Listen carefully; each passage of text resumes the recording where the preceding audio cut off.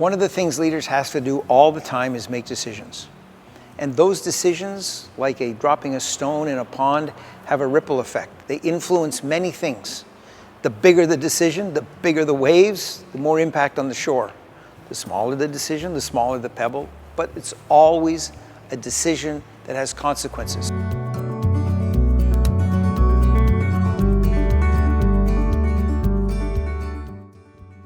So we need to make sure the decisions that we make are right. How do we do that? Well, one of the ways is before we make the final decision to get input from people. The folks that are going to have to implement the decision may have something to contribute. Well, if that's what you want to do, I think we should do this or that. You could get input from your boss, who's probably been there before and done that a few times.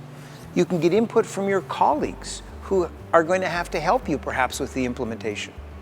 You could reach outside and get input from friends in other industries who've done something similar.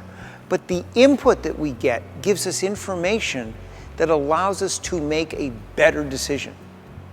Once we've got enough input, we can then make that decision with more confidence, assign that decision to the team that's going to execute, and then hold them accountable to execute that. Now, I once had an interesting experience. I was sharing this thought with the group, and they said, you know what?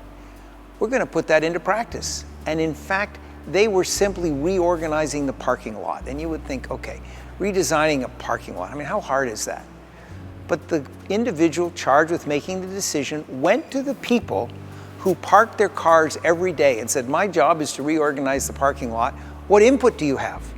And they had a lot of input, because they were thinking about the number of people that came after they delivered their kids at school, traffic flow, entrance, exits. They were the people that were using the parking lot every day.